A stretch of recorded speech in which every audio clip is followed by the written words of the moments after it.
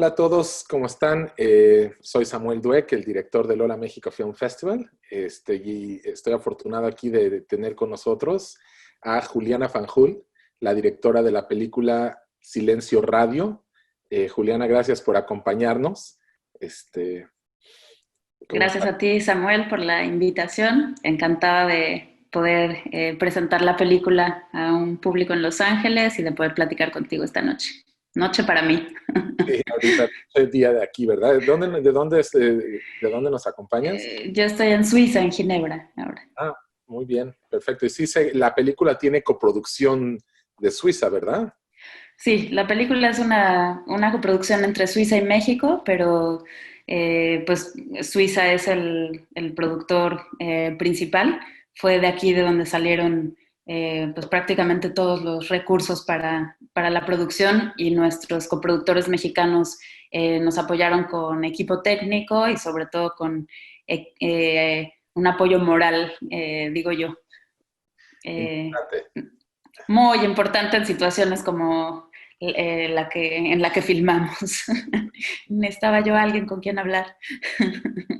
Oye, muy bien, pues mira, me estamos mostrando esto a la gente que recién vio la película, entonces me imagino, todos ya tienen una idea, ¿no? De lo que es la película y obviamente pues te pregunto a ti, ¿cómo te surgió la idea, no? Carmen Aristegui es una persona muy importante en la industria de los medios, la comunicación en México y justo pasó por algo sumamente grande, pero ella siempre ha sido alguien de renombre, entonces, ¿cuándo fue que se te ocurrió empezar el documental y cómo te acercaste a ella?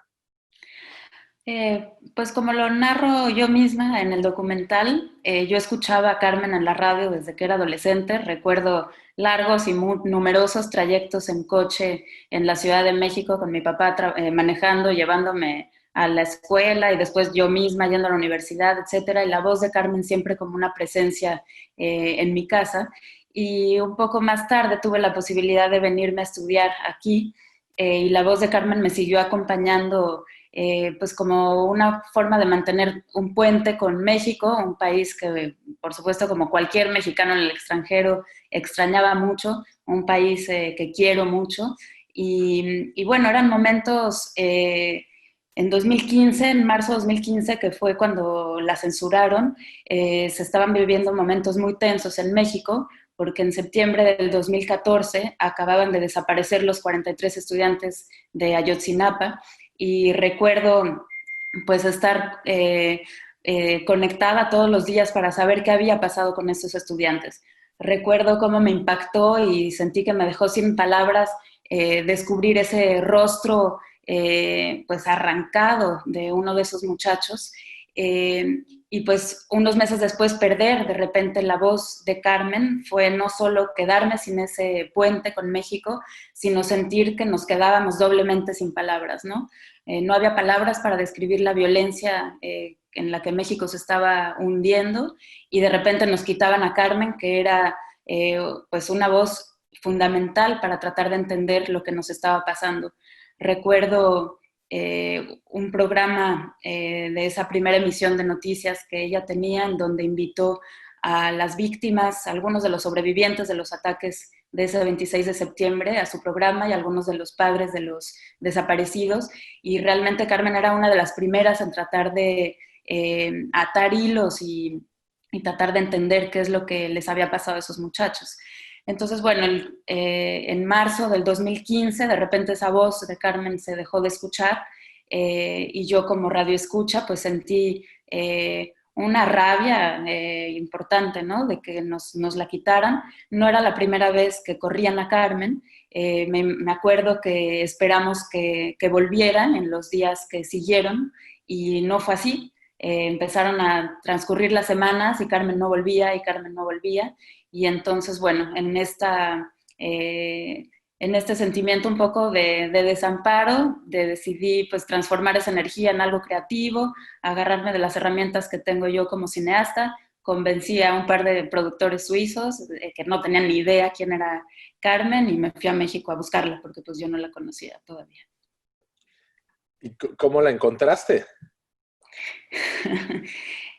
Bueno, pues me tardé un poco. Empecé a llamar a quien se me ocurriera y a preguntar y a preguntar y a preguntar. Eh, Debo decir que en la universidad en México, porque estudié comunicación audiovisual antes allá, tuve un par de maestros de radio que habían sido colegas de trabajo con Carmen y los contacté. Sin embargo, la vía que finalmente me resultó fue pues que acudí a la oficina de CNN, porque pues Carmen seguía con su programa de CNN en español vigente, digamos, todas las noches. Y entonces un día logré meterme ahí, escribí una carta, algún cuento metí en la puerta del edificio. Me acuerdo de haber llegado al estudio de CNN en un momento en el que Carmen no estaba en México, eso lo supe después, ella se encontraba en Medellín, en Colombia, recibiendo un super premio. Y entonces, bueno, había un camarógrafo que estaba ahí, a él le entregué esa carta y finalmente, pues algunas semanas después, la productora de CNN de Carmen me respondió en su nombre y a partir de ahí pues hicimos ya una cita y le empecé a hablar del documental en persona. ¿Y qué tal? Mira, obviamente en documentales estamos, no hay actuación, no hay espacio para decirle a la gente enfrente de la cámara qué hacer o qué no hacer. Obviamente está siguiendo a Carmen. ¿Hubo en algún momento una plática entre ustedes de qué sí, qué no, a dónde me sigues, a dónde no me sigues, o todo se fue dando en la marcha por la importancia y la urgencia de todo lo que estaba sucediendo? Yo el día que la conocí me comprometí a dos cosas. Que no me iba a meter en su intimidad, que la película no buscaba de repente hablar de su vida privada y que yo iba a respetar eso. Y me comprometía que una vez la película terminada y que tuviéramos un corte final, pues sería la primera persona en verla, como cualquier persona a la que yo filmo y que sé que tiene derecho, ¿no? A verlo antes que el resto del público. Eso fue todo. Eh, por lo demás, pues claro, íbamos haciendo sobre la marcha citas, podemos ir hoy, podemos ir mañana, etcétera, hasta que poco a poco nos fue abriendo cada vez más un acceso y pues terminamos filmando sí, prácticamente todos los días. ¿No? Siempre que ¿Cuántos, nos dejó estuvimos ahí. cuántos eran en tu equipo? Tres. Ok, Un fotógrafo, un sonidista y yo. perfecto. Increíble. ¿Sabes? Me sorprende mucho el acceso que finalmente tuvieron, porque es algo que ella no, o sea, no accede muy fácilmente, como lo hemos visto nosotros, para que nos dé una entrevista, ¿verdad? Para promover la película no es fácil. Entonces, el acceso que tienes, pues resulta muy interesante. Entonces, eso es fascinante y lo que agrega para que el documental en sí sea algo, pues muy, un documento, un testamento, ¿no? A lo que sucede en México, a su vida de ella y al cine documental en general. Ujú. Sí, no se dio de la noche a la mañana, fue poco a poco, poco a poco, y en algún momento cuando pudimos presentar la película en México, que hicimos el estreno en FICUNAM, este festival de la universidad, eh, alguien le hizo esa misma pregunta, que cómo nos había dado acceso, y bueno, Carmen, que siempre es muy sonriente y que tiene un gran sentido del humor, respondió que pues yo no me veía como alguien ofensivo, entonces que fue así como se fue construyendo la relación de confianza. Platícame un poco acerca de tu narración, pues creo que al final la narración le da al documental su vida, ¿no? Es un tono el que mantiene todo el tiempo y creo que nos invita a entrar y a permanecer en un estado de atención muy específico de lo que está sucediendo, ¿no? En la película. Platícame un poco si esto ya lo tenías desde antes de la película o en la edición o cuándo fue que viene esta idea de... Eh, la idea de incluir una voz en off estuvo desde el inicio del proyecto.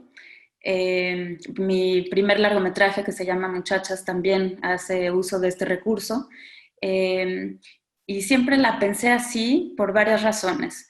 Eh, Primero, me acuerdo de mientras estábamos en etapas de desarrollo, tuve la oportunidad de participar en 2 laboratorios de escritura y me acuerdo que mis asesores me preguntaban, ¿pero es una película sobre Carmen o es una película sobre México?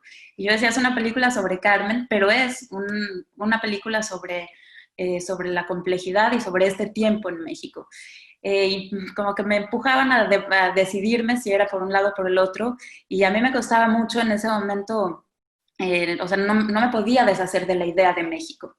Eso por un lado, y sentía que a través de la voz, y que fue finalmente como uno de los propósitos con los cuales la escribí, iba a ser posible generar varias capas. Entonces, por supuesto que Carmen estaría al centro y que habría una suerte de hilo rojo, ¿no? Una espina dorsal en cuanto a su estructura, bastante cronológica, pero me faltaba pues todo el contexto y me faltaba ese fuera de campo, digamos, lo que yo no estaba filmando directamente, pero que resonaba y que dialogaba de forma importante con cada acción que estaba llevando Carmen. Entonces, eso por un lado. Después había un reto muy importante que era construir una película no solo para un público mexicano que conoce la figura de Carmen, que sabía y que había escuchado hablar de la Casa Blanca, que sabía perfectamente quién era Peña Nieto y etcétera. Una historia que pues para muchos mexicanos les es propia, ¿no? Y a la vez para un público extranjero que cuando le hablas de México quizás la imagen que le viene a los ojos es la imagen de Cancún, ¿no? De una playa paradisíaca del Caribe y más nada. Íbamos a estar hablando pues de cárteles de droga y de una violencia pues y de situaciones muy muy complicadas. Entonces el reto era hacer una película que no aburriera a un público que ya se sabía de alguna forma la historia y que diera los suficientes elementos para que un público que descubría por completo esta realidad, pues pudiera encontrarse dentro de esa narración. Entonces ese fue otro de los propósitos, ¿no? Y de cómo se escribió esa voz en off. Y luego finalmente pues como decía, esta historia que es de muchos, o que era de muchos mexicanos, me parecía importante contarla en primera persona, porque esta es mi historia. O sea, muchos pudieron haber hecho una película, o algunos escribieron libros al respecto de la censura de Carmen y de su despido. Y entonces la única forma pues de que no se me criticara después que faltaba información, porque evidentemente iban a haber pedazos de la historia grande, digamos, que iban a faltar, porque en 80 minutos no logras meter lo que sucede a lo largo de 4 años, ¿no? En todos sus detalles. Entonces, pues es una forma también de construir un relato en primera persona y de decir, pues esta es, desde mi perspectiva, yo como vi, ¿no? Como lo viví. Y entonces, pues ampararme, digamos, de alguna forma así, ¿no? Lo digo un poco de broma, porque finalmente pues es el cine que hacemos, o sea, el cine de autor se basa siempre en la mirada del cineasta y buscamos esa primera persona y esa subjetividad y es lo que pues nos diferencia del reportaje o del periodismo. Y entonces a través de esa narración busqué también expresar mi dolor por lo que le estaba pasando a México, por lo que le está pasando a México todavía, y esa preocupación, quizás. Busqué escribir ese ensayo y esa suerte de carta sobre la realidad mexicana con ese dolor. ¿Tú buscas encontrar alguna respuesta con esta película o buscas más que nada tener un statement de lo que sucedió y contarlo por sí mismo? Es complicado porque, pues para mí fue, o sea, era demasiado, demasiado fuerte lo que estaba lloviendo, ¿no? O sea, decenas de periodistas asesinados, estudiantes desaparecidos, tantos muertos, fosas clandestinas, o sea, es como, el país se fue al diablo, punto, no hay nada que hacer. Y de repente encontrarme con la figura de Carmen, un poco pues porque le pasó lo que le pasó y porque nos pasó como audiencia lo que nos pasó, ¿no? Perderla también, al perderla perdíamos nuestro derecho de audiencia. y de repente descubrir como con mucho más detalle esa realidad de México, a mí lo que me sucedió fue descubrir un personaje con esperanza. Y entonces, más allá de hacerme preguntas de o sea, ¿qué fue lo que pasó en el caso de censura de Carmen, que para mí pues ya era evidente? Me parecía importante encontrar una figura de esperanza dentro, o sea, dentro de esa oscuridad que de repente en la que se sumía México. Para mí, finalmente, la película fue eso, ¿no? Y tratar de rescatar y tratar de ponerle luz a una voz esperanzadora y que creo profundamente necesaria en un contexto como el mexicano. Ahora, ¿cuál es el futuro de la película? Es muy nueva, se acaba de estrenar en el FICUNAM, estamos ahorita en el Hola México, me contaste que van a un festival en Serbia. ¿Hay propuestas comerciales, distribución, más festivales? Platícanos un poco. Bueno, tuvimos la oportunidad de hacer el estreno primero en Ámsterdam, en este conocido festival de documentales que se llama IDFA, o sea, International Documentary Festival of Amsterdam, el más grande documental en el mundo. Entonces fue pues un trampolín maravilloso, ¿no? Para poder después viajar con la película a otros lados. Esto fue en noviembre del 2019. Y entonces, bueno, arrancamos con un pie derecho maravilloso porque las invitaciones de ahí hasta marzo del 2020 no pararon y tuvimos muchísima suerte y estuvimos muy, muy contentos. Por suerte pudimos llegar a México porque teníamos una ilusión gigante de poder compartir la película allí.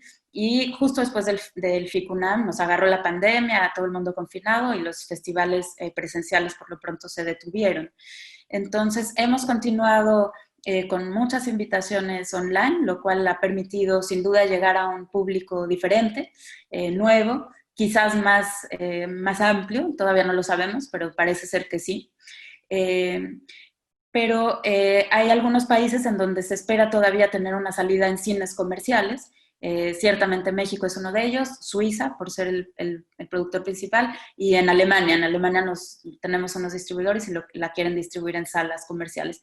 Entonces, en esos tres casos hemos limitado los festivales online porque pues, nos bloquean la salida después en cines y estamos esperando a que la situación y la crisis sanitaria mejore, que los cines vuelvan a abrir, aunque o sea, en Suiza, en Alemania, y tengo entendido que en México también poco a poco están reabriendo, pero que realmente pues se vuelvan a llenar, porque pues está yendo poca gente, ¿no?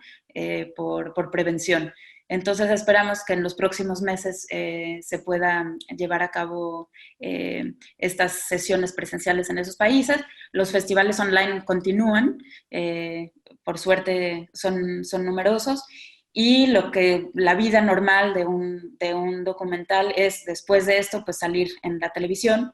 Entonces, bueno, hay algunas propuestas ya de compra en algunas cadenas importantes y bueno, y luego en la televisión suiza, por supuesto, porque es coproductora de la película. Muy bien. Estoy pensando si hay alguien de la Cuarta Transformación o alguien en México que haya visto tu película y te haya comentado algo o esperen alguna, no sé, que te digan, digo, como la película en sí no necesariamente está buscando una respuesta, ¿verdad? Pero no sé si ha habido algún comentario de parte de un gobierno o algo acerca de tu trabajo. No, yo no estoy segura de que la hayan visto. Sé que el portavoz de Andrés Manuel López Obrador en algún momento tuvo conciencia de que la película existía. Pero bueno, te digo, tuvimos esa proyección presencial en FICUNAM, de ahí no me llegó ningún comentario. Y luego tuvimos la fortuna de abrir el Festival Ambulante en su primera modalidad online. Entonces fue una inauguración, la verdad, preciosa, aunque fue virtual, pero muy concurrida. Pero bueno, para responder a la pregunta, no me ha llegado ningún comentario y me gustaría mucho recibir, no alguien del gobierno, sino el que sea. O sea, todo es bienvenido y mucho más a partir de esta pandemia y de esto virtual. Perdemos los directores un poco el contacto con el público y entonces pedimos nuestra limosna. Claro. Cualquier comentario que nos llegue es como muy, muy preciado. Si quieres, dinos cómo la gente te puede contactar para hacerte comentarios, ya sea cualquier persona que haya visto este documental en el Hola México aquí en pantalla, si te pueden contactar en alguna red social o Twitter o en algún lugar. En Facebook es lo que más reviso. Facebook estamos como Silencio Radio y actualmente estoy yo personalmente atendiendo la cuenta, entonces ahí con muchísimo gusto leeré los comentarios y, eh, o sea, y cualquier pregunta que quieran hacerme estaré ahí también pendiente. Perfecto. Ok, Juliana, pues te agradezco mucho tu tiempo y una vez más felicidades por tu trabajo y por el documental y te deseamos mucho éxito. Muchísimas gracias, Samuel. Gracias por mostrarla a tu público y éxito también para ustedes. Muchas gracias. Hasta luego. Hasta luego.